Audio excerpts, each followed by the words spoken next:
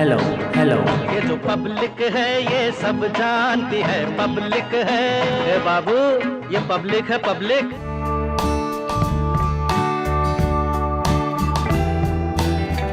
उत्तर प्रदेश के विधानसभा चुनाव का ऐलान हो चुका है और सभी राजनीतिक दल पूरा एड़ी चोटी का जोर लगाकर मतदाताओं को अपने पाले में डालने की कोशिशों में जुटे हुए हैं। बात अगर कानपुर की करें तो यहाँ पर 10 विधानसभा सीटें हैं, जिसमें से 7 विधानसभा सीटों पर भाजपा का कब्जा है, 2 पर समाजवादी पार्टी है और 1 पर कांग्रेस है। आज जिस मैदान में हम पहुंचे हैं ये रेलवे मैदान है और बीजेपी इससे मैदान को अपने लिए काफ़ी शुभ मानती है, काफ़ी लकी मानती है। प्रधानमंत्री नरेंद्र मोदी भी इस मैदान से कई बार रैली कर चुके हैं, लेकिन इस बार के समीकरण आखिर जनता किस तरह से देखती है, खास तौर पर अगर हम बात कानपुर की करें तो, और कानपुर के क्या मुद्दे हैं, क्या चीज़ें हुई हैं और क्या होनी बाकी हैं, इसी पर आज हम चर्चा कर रहे हैं जनता के साथ। जनता के बीच में मौजूद हैं। सबसे पहले पूछते हैं, क्या नाम है आपका? शरद यादव। शरद जी, आप कानपुर के ही रहने वाले हैं, युवा हैं, क्या मानते हैं आखिर क्या कमी है कानपुर के अंदर, क्या काम हुआ है और क्या होना बाकी है? देखिए, अगर कानपुर की बात करें तो आज़ादी के पहले से ही ये एशिया का मैनचेस्टर कहा जाने वाला कानपुर अपना शहर है और पहले कम्युनिस्ट पार्टियों की सरकारें आई यहाँ पे और कर्मचारियों की एक आवाज़ यहाँ से जो उठाई जाती थी वो पूरे देश में आवाज़ उसी तरह से बुलंद होती थी। लेकिन उसके बाद लगातार शोषण हुआ कानपुर का, कानपुर को सरकारों ने कुछ नहीं दिया। बीते 5 सालों में भी कानपुर में उत्तर प्रदेश को देने वाला कानपुर एक ऐसा शहर है जो सबसे ज़्यादा राजस्व देता है, लेकिन कानपुर को वो सुविधाएं, मूलभूत सुविधाएं कभी नहीं मिली। मेट्रो की ज़रूर शुरुआत हुई है, लेकिन मेरा ये व्यक्तिगत मानना है कि मेट्रो से ज़्यादा ज़रूरी यहाँ के उद्योगों को बढ़ाना था। जो क्या उद्योगों पे एक बड़ा जो ग्रहण है वो कानपुर में लगा है, क्या आपका ये मानना है? जी, 100% लगा हुआ है। राजनीतिक पार्टियां सिर्फ उन मुद्दों को ला करके जनता के बीच लुभाने वादे करती हैं जिनसे वास्तविक सरोकार जनता का है नहीं। आज अगर कानपुर की जनता को ज़रूरत है तो उद्योग धंधे, 23 फैक्ट्रियां कानपुर में थी और जैसा मेरे भाई ने कहा, शरद जी ने, कि ये एशिया का मैनचेस्टर कहा जाता था। कानपुर औद्योगिक नगरी जैसे समाप्त सी हो गई है। अगर किसी भी राजनीतिक पार्टी को इस शहर का विकास करना है तो इसकी जो बंद मिलें पड़ी हुई हैं इनको खुलवाना पड़ेगा। हमारे मोदी जी जब 14 में अपना इलेक्शन लेकर के आए थे तो उन्होंने कहा था मैं इन मिलों को खुलवा दूंगा। 7 वर्ष हो गए और कितने वर्ष चाहिए? मिल है, क्या आप मानते हैं ये एक बड़ा विषय है कानपुर के लिए और यहाँ के लोगों के लिए?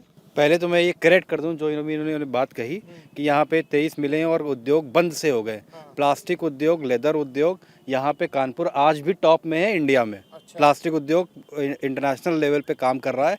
दूसरा, यहाँ टूल रूम देख लीजिए आप, चाहे जो सरकारों ने कोशिश करी है यहाँ पे शुरू करने की, और टेक्सटाइल यहाँ पे जो पार्क शुरू हो रहा है, लेदर टेक्सटाइल के लिए ज़मीन पूरी, लेदर पार्क के लिए सॉरी, ज़मीन पूरी तरीके से सरकार द्वारा अधिकृत कर ली गई है और वो जल्दी शुरू होने वाला है। तो काम बहुत तेज़ी से चल रहा है। ऐसा नहीं है कि काम नहीं हो रहा। हाँ, हो सकता है कि 19-20 है के साथ नहीं हो रहा हो, लेकिन क्या आपको लगता है, जैसे इन्होंने भी कहा कि मैनचेस्टर कहा जाता है, आर्थिक तौर पर एक बड़ी भूमिका रहती है कानपुर के लोगों की, सरकार को बड़ी अगर कहें तो टैक्स के तौर पर आर्थिक जो सहयोग है वो भी पहुंचता है, तो क्या विकास वैसा हो रहा है कानपुर का? कानपुर का इस विकास काफ़ी तेज़ी से बढ़ा है, जिसको कोई भी नकार नहीं सकता है। अच्छा। विद्यार्थी जब से देश आज़ाद हुआ, बिल्कुल बात सही थी कि ये मजदूरों की नगरी थी, क्योंकि मैं भी मजदूर परिवार से हूँ। अनिल त्रिपाठी नाम है मेरा। हमारे पिता ने गरीब मजदूरों के लिए पास शहादत भी दी थी, जिनकी मोती झील पद्मा भी लगी है। लेकिन उसके बाद जो सरकारें रही पुरानी वाली, उन्होंने सिर्फ फैक्ट्रियों को बंद करने का काम किया है। अभी रोहित बात ने बिल्कुल सही बात कही है। इस बार बंद नहीं हुई ना, कोई नहीं। रोज हमारे चमड़े वाला, चाहे वो प्लास्टिक का हो, काम बढ़ा है। मोदी जी का जब दूसरा कार्यकाल शुरू हुआ हमारा, तब से कोरोना का प्रकोप चल रहा है, ईश्वरी दैत जो चल रही है हमारे यहाँ। लेकिन उसके बाद भी कोई भी गरीब परिवार को ऐसा नहीं है कि जिसके रोजगार में कहीं कमी आई हो या उसके जीवन के चर्या में या उसके भोजन के लिए चिंता न करी गई हो। बड़े स्तर पे कानपुर महानगर की जनता ने, चाहे अपने कानपुर का हो और चाहे पूरे दूसरे प्रांत से हमारे मजदूर भाई आ रहे थे उनके लिए हो, बराबर चिंता की, उनको वही दिया। और प्रधानमंत्री जी का मैं धन्यवाद भी दूंगा इस मंच से, योगी जी और मोदी जी का, क्योंकि मैं तो एक आम आदमी हूँ। चलिए और बात करते हैं। ये बताइए कि स्वच्छता की भी अगर हम बात करें तो कानपुर में हम भी पिछले काफ़ी दिनों से हैं, जगह जगह ये इश्तिहार भी लगाए रखे हैं, कानपुर स्वच्छता में नंबर 1, कानपुर सिटी नंबर 1। क्या ऐसी स्थिति है या नहीं? ऐसी स्थिति अगर आप कहते हैं कि कानपुर स्वच्छ है तो आप जहाँ इस समय बैठ कर रहे हैं पीछे देखिए कितनी गंदगी है। पूरे कानपुर में अगर कोई, कानपुर ही क्या पूरे उत्तर प्रदेश में अगर आप लेंगे तो घोटाला जो निकलेगा वो शौचालय और स्वच्छता के नाम पे निकलेगा। गंगा अभियान में गंगा स्वच्छ कर देंगे, सारा माल स्वच्छ हो गया मगर गंगा नहीं स्वच्छ हुई। स्वच्छता मुद्दा क्यों नहीं रहता कभी भी? अगर हम आम जनता की बात करें, क्या स्वच्छता एक मुद्दा नहीं आम जनता की? नहीं, देखिए मुद्दा तो है, लेकिन जो 70 साल से जो कोड़ पड़ा हुआ था, गंदगी फैली थी, अगर कोई ये उम्मीद लगा के बैठे कि 7 साल में पूरा हो जाए, साफ हो जाएगी, तो उसकी भूल है। पीने के पानी की भी एक बड़ी समस्या है कानपुर के अंदर, और खासतौर से कई विधानसभाओं में तो ये मुद्दा भी रहता है। उस लिहाज से क्या यहाँ पर काम हुआ? 0% यहाँ काम नहीं हुआ। अभी आप देख लीजिए किसी भी नल में स्वच्छ पानी नहीं आ रहा, खोलेंगे तो उसमें बदबूदार पानी आता है। हर घर में यहाँ समरसेबल हो, जिसके यहाँ नहीं है वो वही बदबूदार गंदा पानी पीने के लिए मजबूर है। 0। आप यहाँ गंगा सफाई के नाम पे ना जाने कितनी योजनाएं चली हो, ना जाने कितने करोड़ का घोटाला हुआ, क्या सभी नाले बंद हो गए? तो पानी आता है क्या? पानी ये बताइए, पानी स्वच्छ पानी मिलता है? अब भाई साहब कह रहे हैं तो इनके साथ हम लोग चल के एक बार मुआयना कर लिया जाए। जहाँ आप कहाँ, कानपुर में कहाँ के रहने? कानपुर में का ही रहने वाला हूँ। भाई साहब कह रहे हैं नल से गंदा पानी आ रहा है, हमें तो नहीं लगता, हमें तो साफ जल मिल रहा है। बाकी यहाँ पे पानी टंकी है, यहाँ पे मिनरल वाटर की लगा हुआ है, यहाँ पे स्वच्छ पानी मिलता है। भाई साहब ने कहा कि ये मुद्दा था पीने का पानी का? पहले मुद्दा था, जब से हमारी भाजपा सरकार आई है ये मुद्दा नहीं है पानी का। अब पानी स्वच्छ गंगा प्राण से होकर घर घर में पानी की सप्लाई जा रही है। जो व्यक्ति विपक्ष पार्टी कह रही है, इनका सोचना गलत है। यहाँ पे हमारी ऑर्डिनेंस फैक्ट्री थी, वहाँ हम लोग की अप्रेंटिसशिप होती थी, वो बंद कर दी गई। और यहाँ पे बहुत सी कंपनियाँ, हमारे यहाँ लेदर फैक्ट्री थी और लेदर फैक्ट्रीज थी, वो उसको बंद करा जा रहा है उधर साइड। और यहाँ पे बोलते हैं डिफेंस कॉरिडोर आ रहा है, डिफेंस कॉरिडोर की एक ईंट कानपुर शहर में नहीं रखी गई है। रोजगार मुद्दा है, कह रहे हैं रोजगार एक बड़ा मुद्दा रहेगा इस बार 10 की 10 विधानसभा में। रोजगार तो मुद्दा है ही है। कभी ऐसा नहीं रहा कि 1947 से लेके आज तक, चाहे वो इंदिरा गांधी ने कहा हो गरीबी हटाओ, चाहे उन्होंने राजीव गांधी ने कहा हो, तो रोजगार तो हमेशा ही मुद्दा है। फैक्ट्रीज भी बंद हुई हैं, लेदर फैक्ट्री। देखिए फैक्ट्रीज तो अब 3 साल से तो कोरोना, आप देखिए रहे क्या हाल हुआ इंडस्ट्री का, और हर जगह फैक्ट्री वाले निकाले गए। लेकिन यहाँ पे कानपुर तो हमेशा मजदूरों की एक नगरी रहा है, और यहाँ पे फैक्ट्रियाँ ने हमेशा रोजगार दिया है बहुत लंबे उससे। लेकिन अगर ये कहें कि यहाँ पे पिछले, जब से भाजपा की सरकार 5 साल से है, तो स्वास्थ्य के लिहाज से कानपुर की सुविधाएं, अस्पतालों की मौजूदा स्थिति कैसी है ये बताइए, और उदाहरण के साथ बताइएगा। अस्पताल बिल्कुल खराब है। जहाँ हॉस्पिटल बनना था वहाँ कार्यालय बन गया। और स्वास्थ्य बताते हैं ये लोग आयुष्मान कार्ड, वहाँ पर इलाज कराने गरीब जाता है, मात्र 1600 रुपये मिलते हैं। 1600 में अच्छा बेड भी नहीं मिलता है। देखिए स्वास्थ्य क्या, किसी भी विकास का कोई भी मुद्दा आप उठा लीजिए, कोई भी पार्टी इस पे बात नहीं करेगी। एक अभी पार्टियां जो 2 रही पहले सत्ता में, वो परिवारवाद में फंसी रही, ये धर्मवाद में फंसे रहे। विकास की बात को लेकर ये लोग कभी भी कोई भी पुख्ता जवाब नहीं देंगे और ना कभी कर पाएंगे। रही बात इसकी, मैं आम आदमी पार्टी का समर्थक हूं। केवल आम आदमी पार्टी विकास की बात करती है और वही कर पाएगी। है क्या इतना, जब पार्टियां टिकटें बेच के चुनाव लड़वाएंगी, तो आप ये बताइए विकास कहां से हो पाएगा? और आप स्वास्थ्य को लेकर कुछ काम नहीं हुआ क्या? देखिए स्वास्थ्य को लेकर अगर बताऊं तो हमारे बगल में दक्षिण में नौबस्ता है, मोरम मंडी जो खाली कराई गई थी, ये मोरम मंडी इस नाम पे खाली कराई थी इस भारतीय जनता पार्टी की सरकार ने कि यहाँ पे एक 100 बेड का बहुत अच्छा हॉस्पिटल बनेगा। लेकिन साहब हॉस्पिटल तो आज तक नहीं बना, लेकिन भारतीय जनता पार्टी का वातानुकूलित कार्यालय बन के तैयार हो गया। और कोरोना की तीसरी वेव इतनी तेज़ी से आ रही है, ठीक है। आप भारतीय जनता पार्टी की सरकार से और नेताओं से पूछना चाहता हूं कि साहब इस वेव में जब आदमी दर दर भटकेगा तो हॉस्पिटल की जरूरत किस तरीके से कोरोना काल में किस तरीके से काम हुआ था यहाँ पर? चीज़ों को सरकार ने ठीक तरह से मैनेज किया था, ये नहीं किया था? वास्तविकता क्या थी? वास्तविकता ये थी कि कोरोना काल में कानपुर महानगर के अंदर हमें तो नहीं लगता है कोई परिवार भूखा सोया होगा। उसके बाद हमारी सरकार हो चाहे किसी की सरकार हो, कोई सरकार इतना नहीं करती जितना भारतीय जनता पार्टी ने किया। भारतीय जनता पार्टी ने यहाँ पे हर घर को जिसके घर में 5 लोग का परिवार है 25 किलो गेहूँ और 15 किलो चावल दे करके भूखे न सोने का काम किया है। देखिए, कानपुर में पिछले 5 साल में सड़कें बहुत ज़्यादा स्तर पे बनी है और शहर का यातायात सुधरा है। उसका एक सबसे बड़ा प्रूफ है कि कानपुर नगर में 100 बैटरी चलित बसें आई हैं जो चल पा रही हैं। नहीं, पहले तो ये संभव ही नहीं था कि बैटरी से चलने वाली बस कानपुर शहर में चल पाए। ये वर्तमान की योगी सरकार के द्वारा जो किया गया। बैटरी वाली बसें चल रही हैं कि बैटरी वाले बस चल रही है, 2 महीने के लिए आएंगे।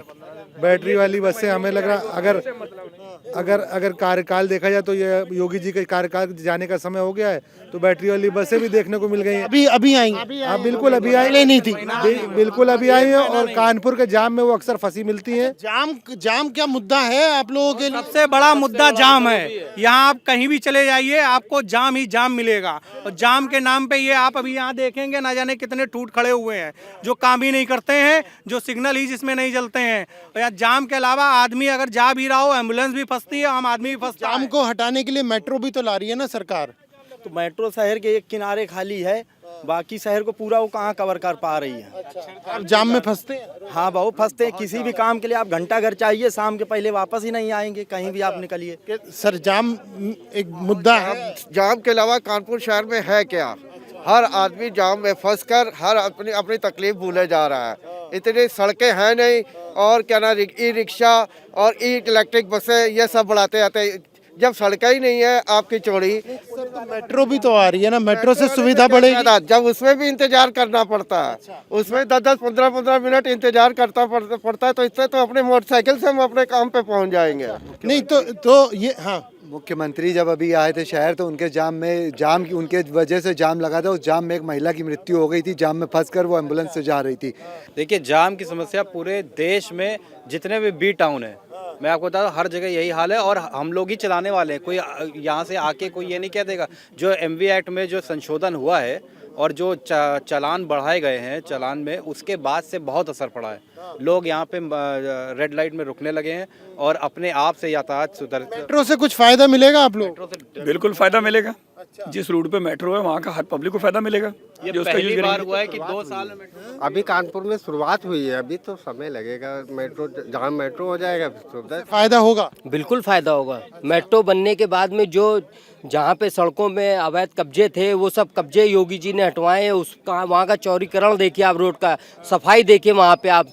अब जिसको कुछ नहीं दिखना है उसको तो कुछ नहीं दिखेगा, जिसको कुछ दिखना है उसको सब कुछ दिखेगा। आखिरी सवाल मेरा आप सभी से रहेगा, अगर हम बात सुरक्षा की करें और सुरक्षा के दावे बड़े बड़े किए जा रहे हैं और उन पर विपक्ष भी कई सवाल उठा रहा है।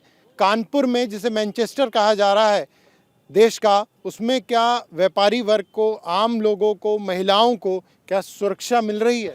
देखिए, इस सरकार ने कानपुर को इसीलिए कमिश्नरी सिस्टम में लाई है। पुलिस व्यवस्था जो है, मुख्यमंत्री योगी जी ने यहाँ पे 1.5 साल पहले कमिश्नरी लागू करी है ताकि प्रशासन सुरक्षित चले और लोगों को सुरक्षा मिले। तो यहाँ पे सुधार हुआ है पहले से। सुधार हुआ काफी, पहले से तो सब दिख रहा है।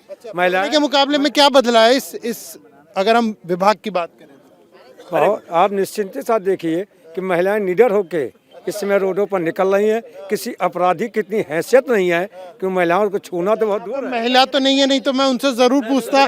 महिला पर कुछ नहीं है। अगर यहाँ यूपी में कानून व्यवस्था अच्छी है तो सबसे ज्यादा यहाँ पर जितने रेप हुए, जितनी लूट हुई, सबसे ज्यादा यही हो रही। सुरक्षा के नाम पर कानून की व्यवस्था कह रहे कमिश्नरी सेटअप किया है, मुख्यमंत्री ने कमिश्नरी सेटअप किया तो उससे चीजें बदली हैं।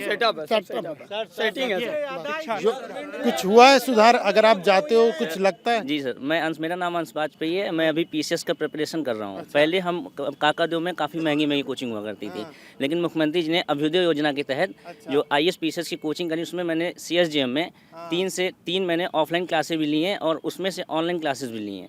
तो ये चीज़ कभी नहीं हुआ है। आपने शिक्षा के क्षेत्र की बात? जी। अच्छा, उसमें सुधार हुआ आपका? बहुत अच्छा हुआ है। स्मार्टफोन हम लोग को पढ़ने के लिए दिया गया है और भी मतलब कई सारी चीज़ें हैं, ये सब चीज़ें हैं।